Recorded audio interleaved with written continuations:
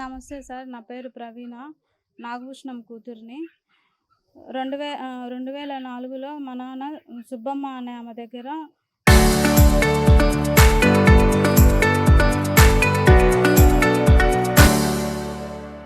అక్కడ 5 సెంట్ల బిట్లయితే కొన్నారు. కొన్న తర్వాత దాంట్లో అప్పట్లోనే అది 80,000 పలికింది. 2014లో అది అంటే 2గా డివైడ్ చేసుకొని 2.5 సెంటు మేము తీసుకున్నాము. దాంట్లో సెంటు 11,00,000 2014లోనే పోయింది. ఇప్పుడు ఏమంటే మా నాన్నకి అవసరం వచ్చేసి వేణుగోపాల్ రెడ్డి అనే వారితో రియల్ ఎస్టేట్ బిజినెస్ చేస్తా అనిన్నారు. మా నాన్న అవసరం మీద 5,00,000 డబ్బులు తీసుకున్నారు. 5,00,000 డబ్బులు తీసుకొని వాళ్ళకి ఆయకం పెట్టుకొని కండింపు ఆయకం పెట్టుకొని చేసిచ్చినారు. ఇప్పుడు ఏమంటే అప్పుడుట్లోనే 2004లోనే 80 పోయే బిట్టు 5,00,000కి ఎలా రాసిస్తారు? రిజిస్టర్ ఎట్లా చేసిస్తారు? ఇప్పుడు ఏమంటే ఆయకంకు పెట్టుకున్నారు సార్. పెట్టుకున్న తర్వాత ఇప్పుడు ఏమంటే మాకు ఈ విషయం తెలీదు. మా నాన్న చనిపోయిన తర్వాత మాకు ఇక్కడ డాక్యుమెంట్స్ ఇంట్లో అంతా పోలీసోళ్ళు హ్యాండ్ ఓవర్ చేశారు. అది ఆయకంకు పెట్టుకున్న డబ్బులు మేము ఇస్తామని చెప్తున్నాము. వాళ్ళేమంటే మా నాన్న లేని పక్షంలో ఇప్పుడు చూసి మా పైన రౌడీలను పంపించి మా అమ్మను కొట్టేసి అక్కడ సీసీ క్యామ్ తీసేసి ఈ ఆస్తిని కొట్టేయాలని చూస్తున్నారు సార్. దీనికి మేము పోలీసోళ్ళని సంప్రదించాము. ఏ ఒక్కరు కూడా మాకు రెస్పాండ్ అవ్వలేదు, ఫోన్లు ఎత్తలేదు. రౌడీ షీటర్స్ అంతా వచ్చి వాకిళ్ళు తలుపులన్నీ పగలగొట్టినారు. తర్వాత మేము మీడియాని సంప్రదించిన తర్వాత పోలీసు వాళ్ళు రియాక్ట్ అవుతున్నారు సార్. దయచేసి మాకు సహాయం చేయండి సార్. మా అమ్మ ఒకటే ఉంటుంది, హ్యాండిక్యాప్ పిల్లోడు ఉంటారు. నాకంటే మ్యారేజ్ అయిపోయింది. మాకు ఏ దిక్కు లేదు సార్. ఇట్లా దళితులు అని చెప్పేసి మాకు ఇట్లా ఫోర్స్ చేసేసి ఇబ్బంది పెడుతున్నారు సార్. ఎప్పుడేం జరుగుతుందో తెలియదు అని చెప్పి సీసీ క్యామ్ కూడా ఫిట్ చేసే దాని వైర్లు కట్ చేసి పగలగొట్టి ఇబ్బంది పెడుతున్నారు సార్.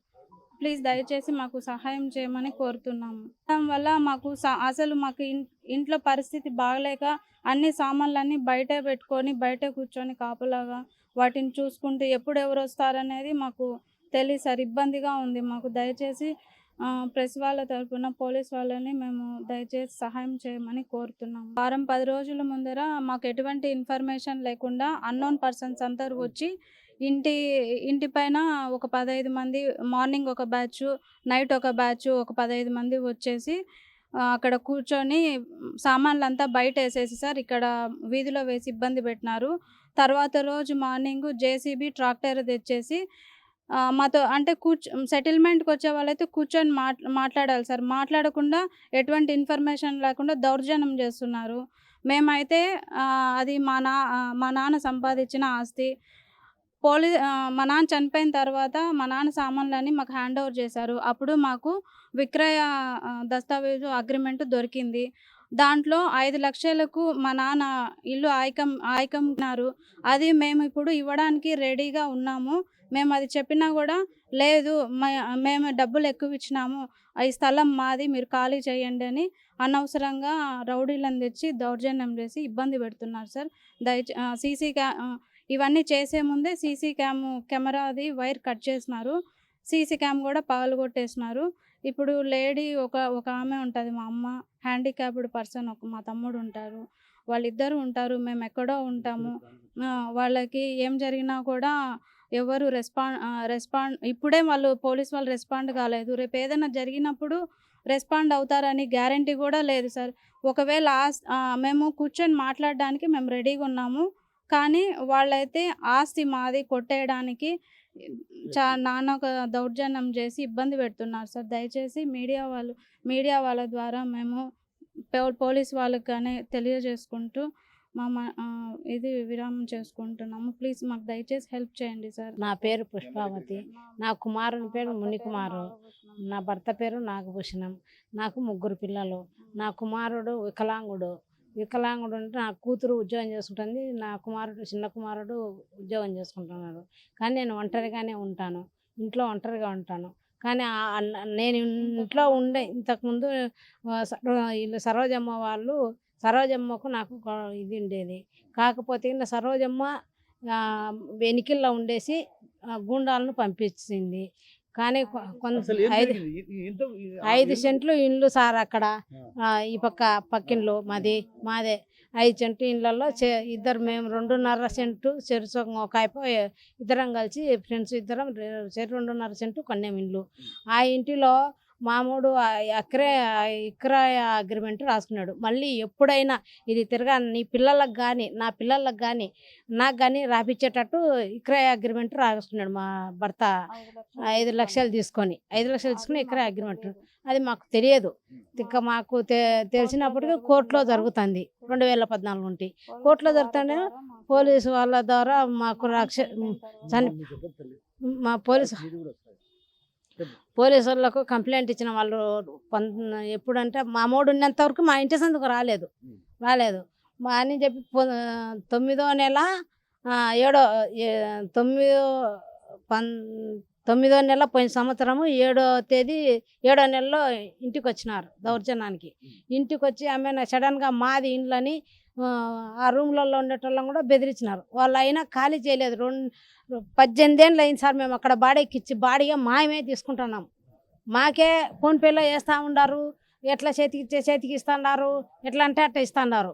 వాళ్ళు ఇప్పుడు వచ్చి దౌర్జన్యం చేసి మాది ఇళ్ళల్లో ఉండేటోళ్ళం బాడీ ఇంటోళ్ళను బెదిరించినారు. వాళ్ళు బెదిరిపోలేదు. మేము ఇంటి ఓనర్తో మాట్లాడుకోండి, మీరు ఏమన్నా ఉంటే మాతో మాట్లాడొద్దని చెప్పి వాళ్ళు చెప్పినారు. వాళ్ళు చెప్తే వాళ్ళు వినలేదని చెప్పి అప్పుడు 9వ నెల పోయిన సంవత్సరం 9వ నెల కంప్లైంట్ ఇచ్చిన పోలీస్ స్టేషన్లో.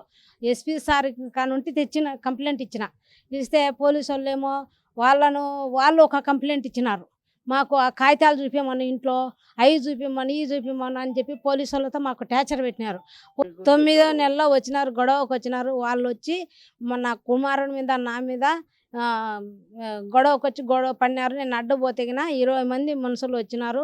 20 మందిలో కొంతమంది వాల్పాస్ట్లో ఉండేటోళ్ళు ఈ మాధవరెడ్డి మేడం మనుషులము మేము ఏమి చేయలేము మీరు అని చెప్పి వాల్పాస్ట్లో ఉండరు సార్. వాళ్ళు మామూలుగా చూస్తే మేము అక్కడ పోయి చూస్తే వాల్పాస్ట్లో అక్కడక్కడ ఉండరు.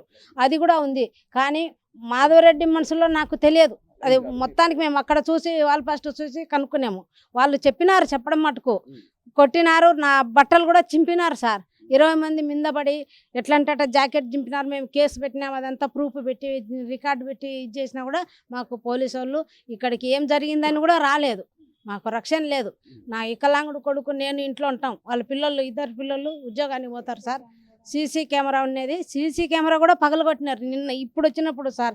ఈ నెలలో ఇప్పుడు వచ్చినప్పుడు సీసీ కెమెరా పగలగొట్టేసి గోడలు పగలగొట్టేసి అక్కడ 2.5 సెంటులో మళ్ళీ ఇది తాగి అక్కడ 200-300 బాటర్లు పెట్టి గంజాయి మందు తాగి అక్కడ 2-3 బాటర్లు పెట్టి 300 బాటర్లు పెట్టేసి కంటైనర్ తెచ్చుకుంటే పిల్లోనికి 9వ నెలలో పగలగొట్టినారు సార్. అక్కడ ఆ కంటైనర్ పగలగొట్టినారని అక్కడ సీసీ కెమెరా పెట్టినాం 9వ నెలలో. పోయిన సంవత్సరం 9వ నెలలో సీసీ కెమెరా కూడా ఎక్కడ వేసినారో తెలియదు. బోయిర్లతో సహా పెరికేసినారు. మేము పోయే ముందు ఎస్పీ సార్ దగ్గరికి పోయే ముందు ఆ సీసీ కెమెరా ఇది ఫోటో తీసుకున్నాం. వచ్చేసరికి సీసీ కెమెరా లేకుండా చేసినారు. ఆ పిల్లోనికి బతుకుదెరు కూడా లేకుండా చేసినారు. మాకు రక్షణ చేయండి దయచేసి. మీ ప్రెస్ వాళ్ళు పోలీసు వాళ్ళు మాకు రక్షణగా ఉండండి. లేదంటే మమ్మల్ని చంపినారా సార్ పోలీసు వాళ్ళు కనీసం వచ్చి చూసుకోవాలి కదా సార్. చూసుకోలేదు. మేము ఎన్నిసార్లు కంప్లైంట్ ఇచ్చినా వాళ్ళు మమ్మల్ని పట్టించుకొనే లేదు పోలీసు వాళ్ళు కూడా. మాకు పోలీసు వాళ్ళే రక్షణ లేకుంటే ఎవరు రక్షణ ఉంటారు సార్? మాకు రక్షణ అనేదే లేదు సార్. పోలీసు వాళ్ళు పట్టించుకోరు. మన గొడవకు వచ్చినారు సార్. వాళ్ళు మాది ఇండ్లు దౌర్జన్యం చేసినారు. మాది ఇండ్లు అని చెప్పినారు. మీది కాదు మాది అని మేమంటే మీరు ఏం చేసుకుంటారో చేసుకోండి అని చెప్పినారు. చేసుకోండి అని చెప్పి ఇది గంజాయి దాంట్లో ఇది చేసి గొడవకు వచ్చేసి గోడలు పగలగొట్టినారు సార్. మీరు ఇక్కడికి వచ్చినారంటే చంపేస్తాము. సుత్తెలు తీసుకొచ్చినారు. పారలు తెచ్చినారు. ఈ ఎన్ని వీడియో తీసినాం. గడపారలు ఈ గోళాలు అక్కడ పెట్టేసి తీసినారు. అన్ని వీడియో తీసినాం సార్. అన్ని పెట్టినాం సార్.